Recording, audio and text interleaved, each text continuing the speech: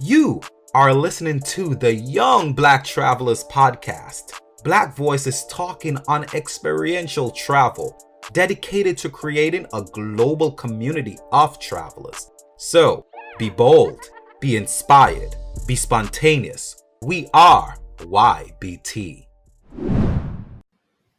Hello, hello. Hi, everyone. I am Simone back here on Young Black Travelers podcast. And today I'm going to be talking to Gabe. Gabe, say hi. How's everyone doing? So glad to finally get you onto this podcast. We're going to be talking about some interesting things. But first, I just want you to tell us about yourself. What do you do? Yeah, well, first of all, thank you for having me on here. I really appreciate it. I've been following y'all for a little while. I just really love what you guys have going on. So thank you for inviting me to come on today. Awesome. A little bit about me. My name is Gabe, Gabriel, whatever you prefer. I currently live in New York City. Been here almost a decade now. I'm originally from Florida. I'm a Florida boy at heart, from Central Florida, Tampa Bay area. Okay. Love Florida, love the South. Chicken, fried chicken, collard greens, baked beans, you name it, love it all. But I've been in New York, like I said, now for 10 years. And I've really enjoyed the change of pace here in New York City, just as far as like, the rapidness of the city, and pretty much there's just always being something to do. I Yeah. really enjoyed that. I love living in Queens, but even though I live in Queens, most of the stuff that I do is actually in Brooklyn, whether it's church or work, whatever it might be. I just spend most of my time in Brooklyn, but love the city life in general and just enjoy being in New York City, and taking it all it has to offer for this past almost a decade now. Awesome. Nice. Well, I can't say welcome to New York. You've been here for so long, right? For 10 years, you said? Yeah, almost it'll be 10 years this Yeah. August 2025. Well, So happy 10 years soon. you appreciate it. So thank you for that. And so can you tell us a little bit about your travels, like why travel and what are some of your favorite destination? What does travel do for you? Yeah. So I moved to New York. I have a political science background, so I had in undergrad. I majored in political science. Moved to New York with the expectation of hopefully working in that region, that realm, whether it was might have been the United Nations or a local government office. And got here, and I was standing in JFK, and looking at all the different flights that they had. I was like, wow, this place is busy. It's packed. Like, there's so many different places you can go from this Mhm. one. I don't want to say little airport, but when you look at it on a map, I mean, yes, it's like a big piece of Correct. land it's at, but from this one location, you can go to so many different other places. I found that really cool. So I originally moved to New York, worked for Air France for 2 years, and Nice. that was great. For me, that was like the start, I guess, the birth Mm-hmm. of my desire to travel, because when you're working in that atmosphere, you're every day you're seeing people going from New York City, and they're going to different places. I mean, Air France, obviously, we only flew from New York to Paris, but people would often connect to places that Mm, were well past Paris, Eastern Europe, Africa, Asia. You just see so many people going to so many different places, and for me, that was just like, wow, like, yeah. what am I doing here, sitting here in New York City when there's so much more world to explore? Right. So for me, that was like the eye-opening thing.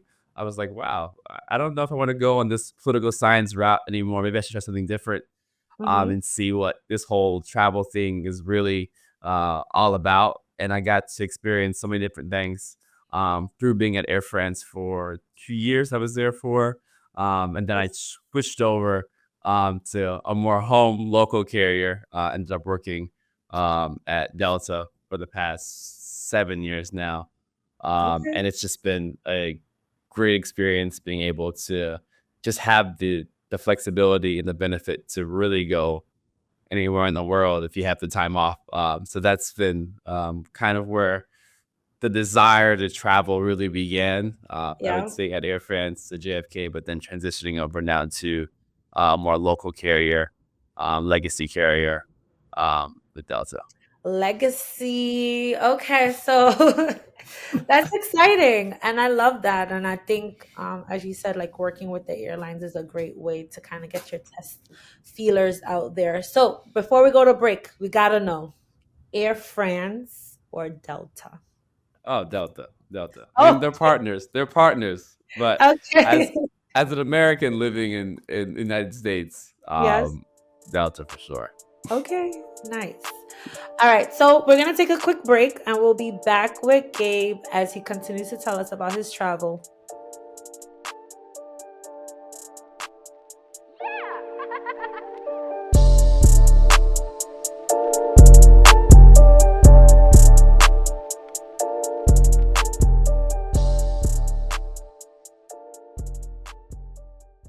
Welcome back to Young Black Travelers. I am here. I'm Simone. I'm talking to Gabe, and he was just telling about his why and his experience working with Air France and Delta. But I'm kind of want to know why Delta. Like, what is it? Like, people always talk about Delta. They love them some Delta. I'm a.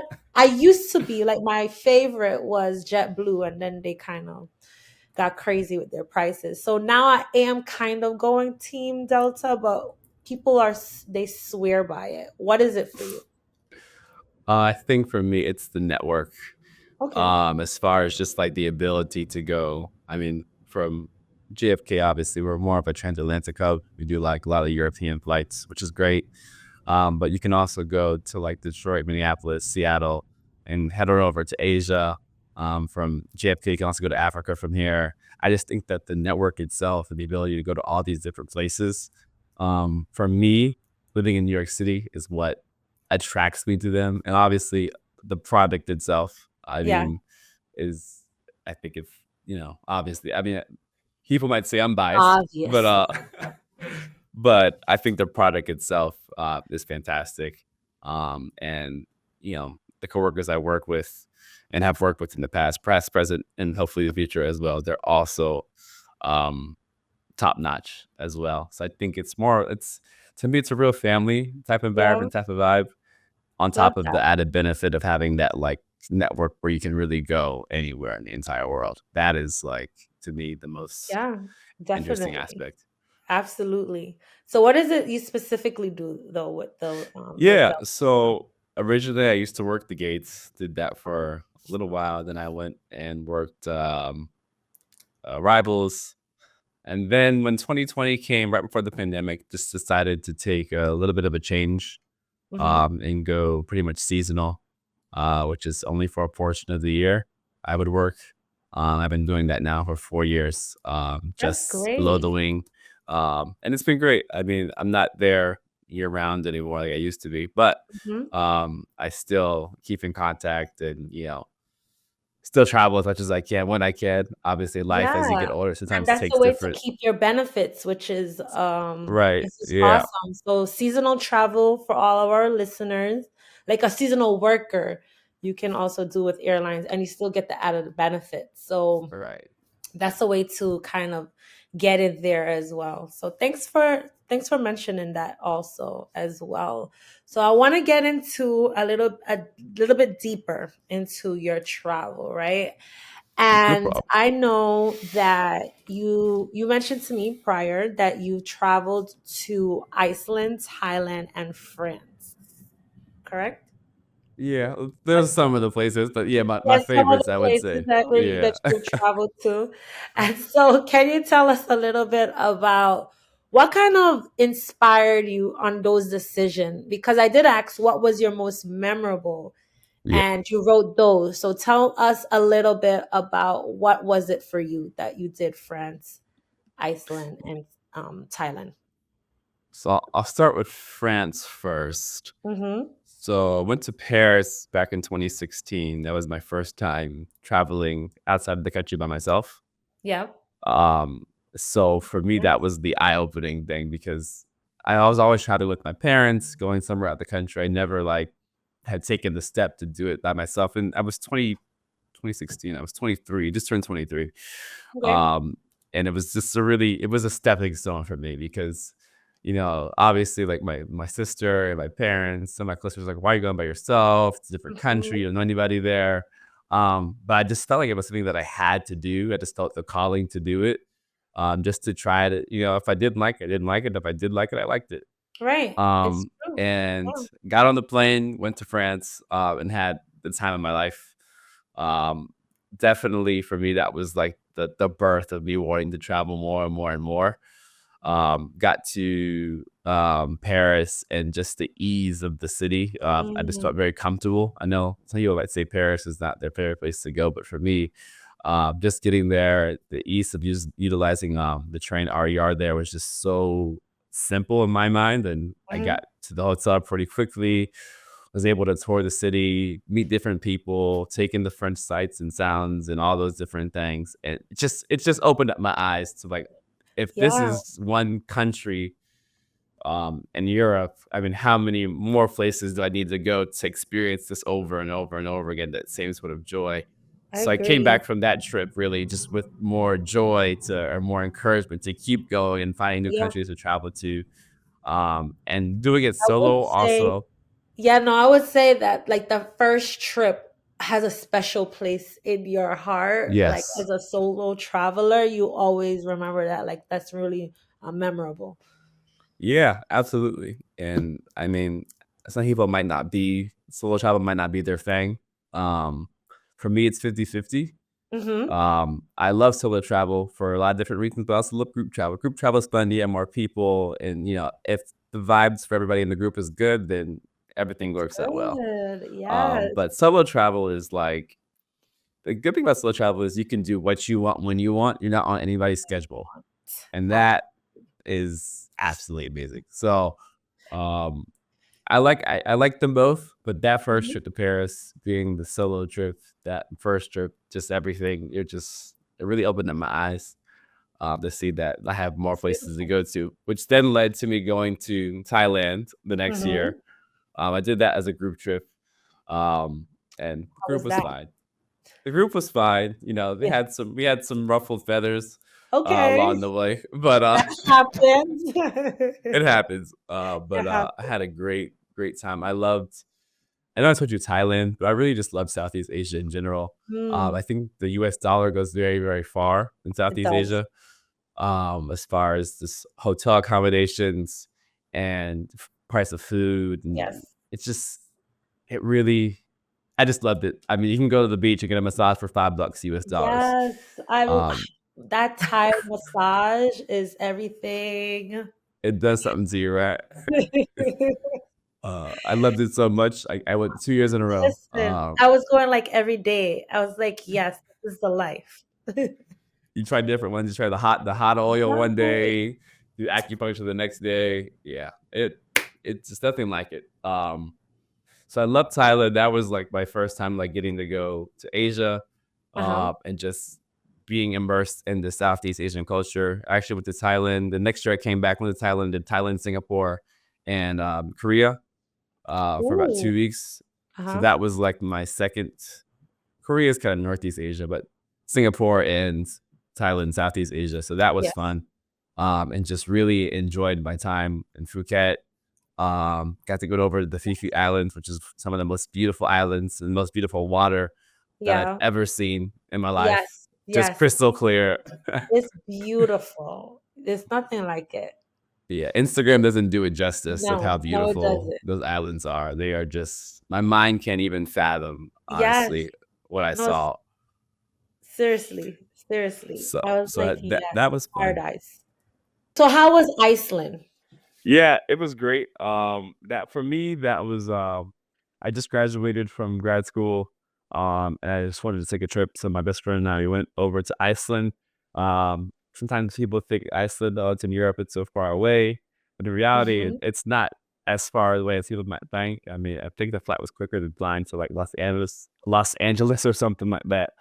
Um, Got there like at 9 a.m. ish or so, and pretty much just hopped in the car and the rental, and we literally drove straight to the center of the country and saw all these different beautiful waterfalls and geysers Nice. just spewing out from the ground. It was cold, but the Mhm. geysers made it feel a little bit warm. It also helped. I ended up having to buy another jacket out there because it was just, I mean, it was cold, cold, cold. But I got a nice little Iceland jacket out of it, so that was nice. There you Uh, go, souvenirs. right. Went to the Blue Lagoon. It was beautiful. Just the Yes. water was so therapeutic, and to think that it's heated up by volcano volcanoes or magma, whatever it is. Yeah. It was also really cool. It felt great. They gave you like a little face mask, and they have like a little swim up bar in the pool as well. Chillaxing. It was just a great overall experience. We got like at 9 p.m.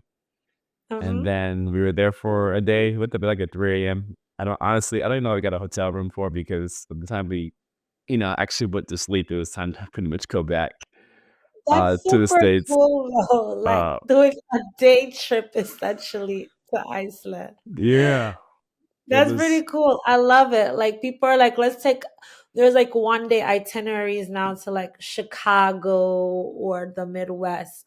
But you're like one day trip to Iceland, why not? I love that. That's awesome. Put that out there. Y'all could do it in one day. Yeah, I mean, obviously, it's a big country. Well, it's a decently sized country, right? So, Hmm. in a perfect world, yeah, you probably want like a 3 or 4 or 5 days to actually go to different parts of the country. But Right. it's But if possible you to have do one it, day, right? If you got one day, it's possible to do it. I think next time I go back, I'll probably end up going to the southern ring there and go to the Black Beach, yeah. the Black Sand Ooh. Beach. Looked nice. So hopefully that next time I get over there, hopefully sooner than later. Hopefully, why not? Yes. Well, I love that. So, thanks for giving us a little bit of insight on Iceland, Thailand, and France.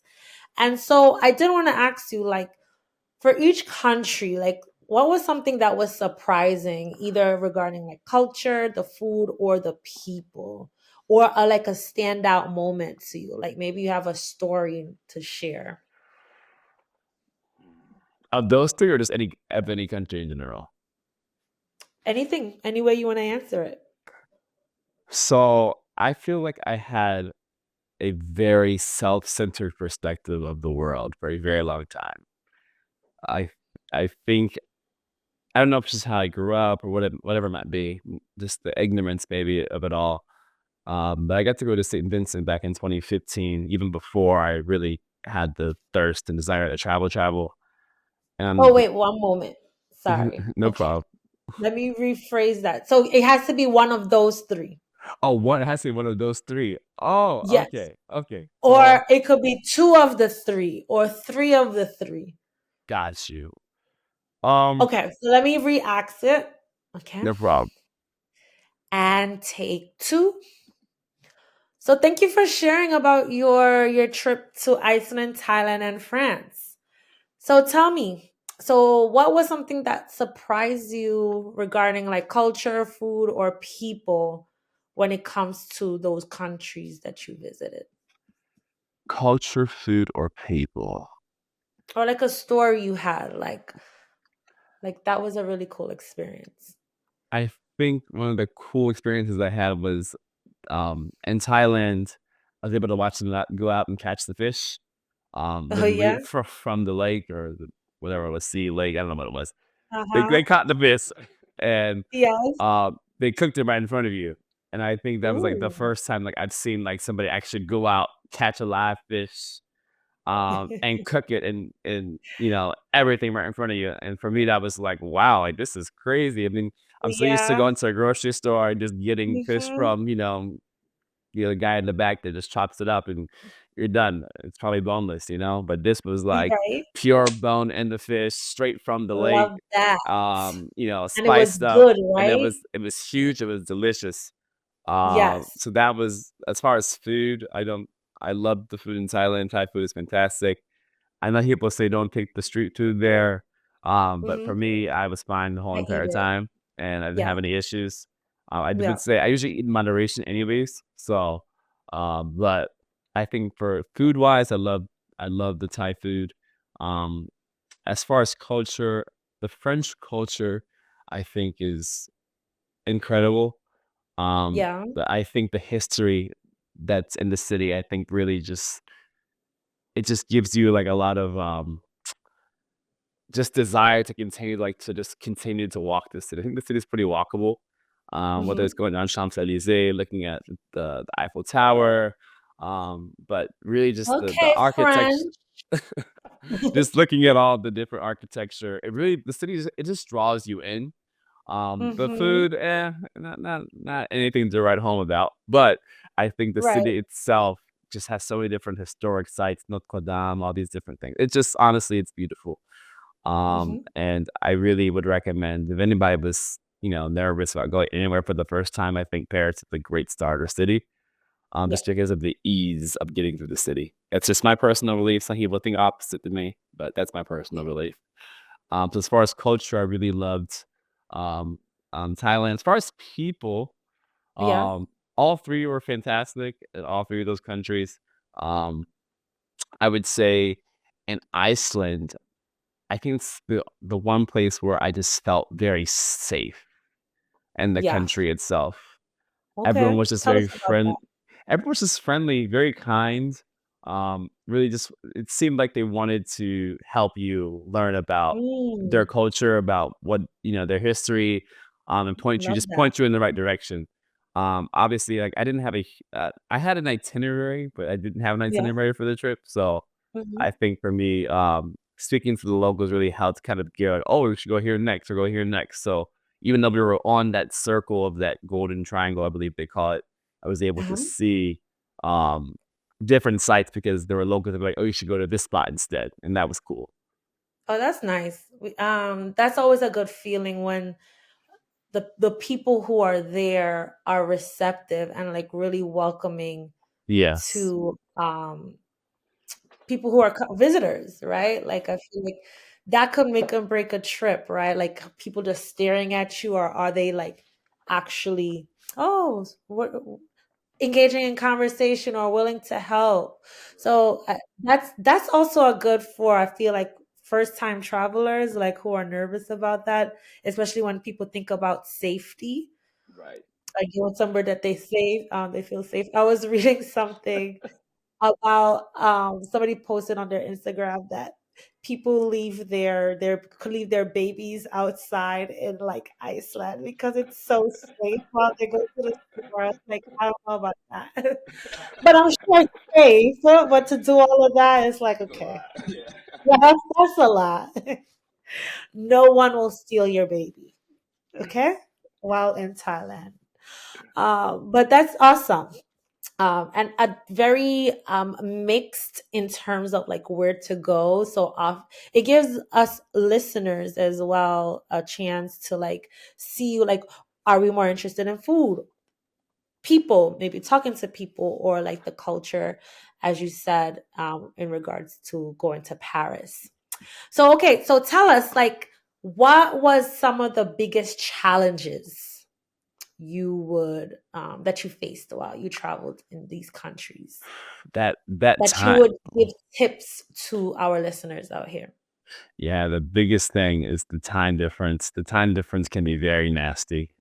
Mm, The first time I went to Thailand, I was in Thailand for 4 days or 5 days, very short. And that hmm. time difference kicked my butt. I mean, it knocked me all the way out. Yeah. And I told myself the next time I come here, I'm going to come here for at least 2 weeks. For the next year when I came Mm, back, I was in Asia for 2 weeks. And that really helped me. So I think okay. when you're going that far, from wherever you're at, I think when you have that huge 12-hour, 13-hour time difference, having a lot of time to actually go there and sit there and actually enjoy it, is Mm, really crucial. You don't wanna be, tired the entire time. I think they say that the human body, it takes 1 hour per day to pretty much get into the correct time zone. So, um, yeah, that's as a lot. somebody right, it's a lot, right? So as somebody that loves to sleep, and Hmm. take naps. Yes, It was very naps hard the are first time I important. was there. So I think Mhm. challenges wise, man, you've got to make sure that you find a good way to get over into that time zone as quickly as possible. I mean, Mhm. hopefully you can start adjusting before you even leave, like, the week before you leave, like get your body adjusted to what you're going into might help. Mhm. Um, but I think the biggest thing is just giving yourself a lot of time in the country. And honestly, most of these countries, like, if you go like to Asia, there's so many places to explore within the country. So you really want that time to actually see all these different sights and sounds. So that was probably the biggest challenge, and how Yeah. I combated it was going back to next year just for a longer time, and it helps a lot. So No, I think that's a good tip, right? Like really thinking about the adjustment. I think that is one of the major things because you have to kind of put that in knowing that you're going to be tired and if you have full itineraries, right? Um how to kind of balance that is going to really be important so you can make the most of your journey. For me, most of the time when I go um international, it's when I come back. When I go, I'm able to fight through that jet lag. I'm like powering through let's it. go, But when right? I'm back, oh my gosh, like it's sometimes a week to 2 weeks. I'm just like, I need my bed. Where's my bed? And Understood. that's it. But that's good consideration, right? To do that. And I know there's apps nowadays for people to kind of get their bodies used to the time difference. So Right. preparing yourself, like going to bed and 2 hours earlier so you can accommodate yourself. And sometimes they recommend not sleeping on the plane, especially if you know when you get there it's going to be daytime, and then getting your body adjusted in that way. So apps are really good for that. I always aspire to do those apps and stuff and get prepared, but life happens. And it'll work out. But if you guys are interested in that, we'll drop a couple in the link for apps that will be helpful. Okay, Gabe. So before we go on break, can you tell us? So you talked about Iceland, Thailand, and France. Like, which of these countries would you recommend for someone who is truly seeking something unique or a life-changing experience, and why? Life-changing Yes, experience. a life-changing I experience. would say, are we looking from the American point of view here? Mhm. I would say Thailand. I Okay. think understanding that across the globe, on a whole different side of the earth, there are people that are living their lives and they had no idea what's going on in our life, really. They're just living their lives, doing their Mhm. day to day. Tourism obviously is really big in Southeast Asia as well. Um, and going there and seeing how they function on a day-to-day basis, it really takes you out of your little bubble and like, oh my gosh, like these Right. are actually human beings that are actually living a life, they're actually doing things across the globe. And for me, it helped me overcome what I consider ignorance, as far as Mm, thinking that the world revolved around me in New York City, like literal, Gabriel in New York City, the world revolves around me and every American that lives in the United States of America. I mean, obviously, we're a big yeah. country, but looking and going to these countries that are out there in Southeast Asia, specifically Thailand that we mentioned, and just seeing how hard people work to provide for their families, and their friends, and they do it with such joy. It's just pure joy, Mhm. and that for me was just really eye opening. And they gave me a desire to want to continue to learn about other cultures and other communities. So for me, as far as eye opening, if you want your eyes to be open and experience something new, from the Yeah. American point of view, go to Thailand, see how different life is, and see, how for a lot less, they're making it work brilliantly for them. Uh, Absolutely. and obviously, the US dollar goes a very, very long way, like we spoke about earlier, in Yeah. Thailand. So it also helps a lot. So I would say if you want to get your eyes opened, definitely Thailand for sure. France, Love that. Iceland, obviously great, but the European, so they have a little bit more, Yeah. Yeah. resources and connections and stuff Mhm. like that. So Okay. Well, Thailand it is. Thailand is one of my tops as well. I love it there and I would recommend it for anyone, as you said, like truly seeking something different, learning a new culture, history, and just fully immersing yourself into a new space. I feel like that's a good way to start and super affordable. So I agree with that. Definitely. All right, thanks, Gabe. So we'll be back right after a short break. Stay tuned, everyone.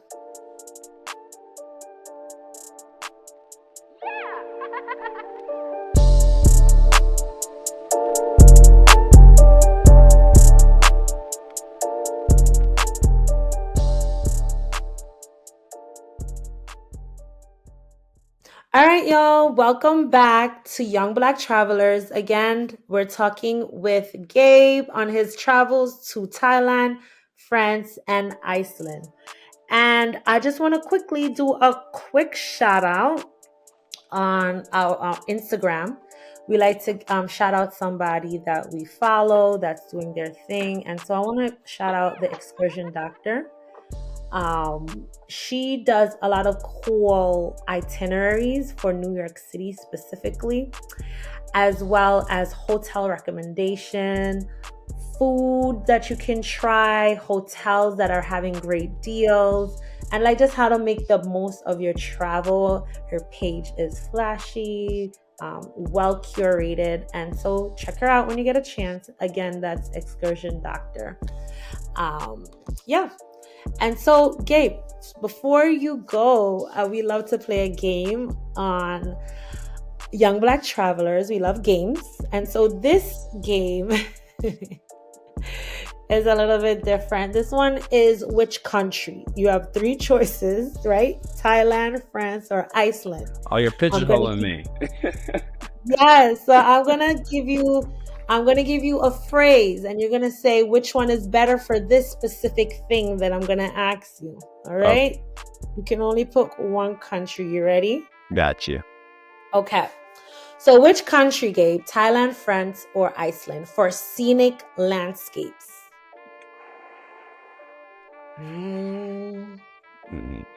Thailand. Okay. Oh, I thought you would have said something else. I thought you would have said Iceland, but okay. I wanted to, but those islands in Thailand, man, are just too beautiful Okay, for words. got you. Yes, that does it. Okay, I got it. Okay, so for museums, France. What was your favorite? Louvre. Yes, it's so beautiful. You can spend the whole day in there. Absolutely. All right. So for food, Thailand again. Thailand. What was your favorite? The fish. The fish was just so good. The fish. I'm a seafood fan. I don't like salmon, but besides that, I love fish.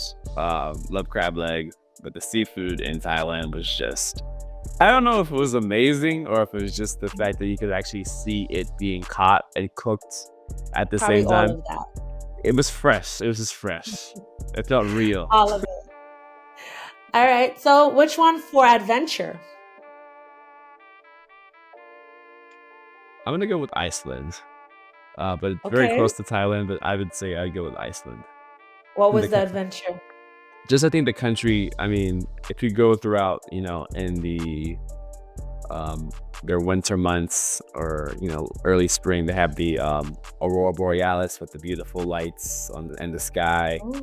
I didn't get to see it when I was out there because I went there in May, and it's like the end of the season. You had to go to the north side of the country to see it. And it was just a drive, but it looks beautiful on pictures. Like, that's right, I have to go back again. But there's different, hot springs throughout the entire country. You can go to Black Sandy. The country just looks, it's just a beautiful place. So as far as like scenes, I would say that's probably the place. So for history,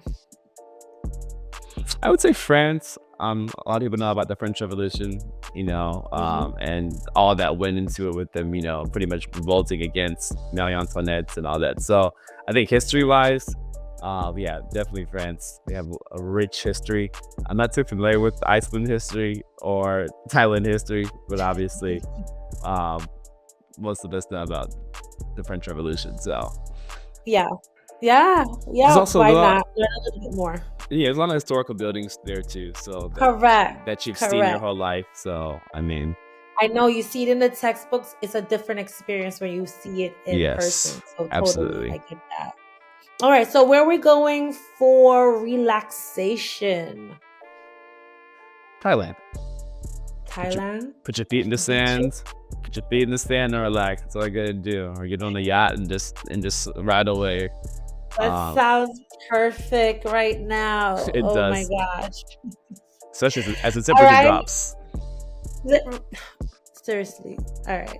So where are we going for great shopping? France, Champs-Élysées. You know, you have to go shopping in Champs-Élysées. Yeah, so You have to have money. Bring your money. that's to bring your money with you too. That's right. But great shopping, yes. All right, for cost effectiveness. I'm gonna go with Iceland. It's a very expensive country, but I think France is more expensive. Thailand is probably the cheapest, Mm-hmm. I would say. But man, as far as just what was the question again? Because I'm gonna make sure I'm adding factors into it. That's why I think it's Okay. different. I don't want to All add right. any factors into it. So what was the All right. exact So which country for if you're thinking about cost effectiveness cost effectiveness in general? in general? Okay, Thailand's a cheaper country. The dollar goes far there, so I'll say that. Okay. All right. Dollar goes far there. So why did you choose? I'm curious now. Why did you choose Iceland first? It's closer. So for me, the time difference it doesn't hurt as bad. So you're willing, Okay. I guess, to do more, but also like it's like there's so many beautiful sights and sounds that you don't have to pay for. You can just look at through driving. In Okay. Iceland, that I felt like you don't really need to spend as much more money. I mean, you're really spending money just for food. I don't really feel like I spent much money on attractions while I was there. That's the difference, I would That's say. fair. I just kind of was able to see all these different mountains and geysers and plates. We saw the division between the North American and the European continental plate. I mean, those things cost nothing, you know? So, Right. so No. that's why I say it was very hard. The dollar does go further in Thailand, but I think Iceland is like not too expensive in the thought that you can do a lot of things for almost nothing. That's fair. I love that, right? A lot of driving, scenic kind of adventure right there. All right, the last one. Which country, Thailand, France, or Iceland for unique experience? Unique. Uh-huh. Unique. For unique experiences. I would say Iceland. There's I mean, obviously in France, it's European city, so you can kind of you see an European city. They're not similar, but they're similar. Okay. Thailand, it's Southeast Asia. I've been to other countries in Southeast Asia as well, and they're not the same, but they're similar. Right. I feel like Iceland is really its own unique animal. I think where it's situated at, you know, the top of the Atlantic Ocean, and it's kind of an island to itself. Really nothing else over there, honestly. And then just the amount of different sights and sounds they have, I think, are just unique to that country itself. And for someone that likes to kind of lounge, I'm a lounger's traveler. Like I like to just sit and like just relax. Yes. And if there's ever a hot spring or anything like that, you will find me there. And I think that's really what this is like. Yeah, this is the place to be. Just surrounded in that and it's cold outside, but in that water, Right. you go beneath your neck, and you are living You're your best good. life. So for me, I would probably say unique experiences that you can't get anywhere else. Definitely Iceland. Yep. Okay, I love that. Okay, awesome.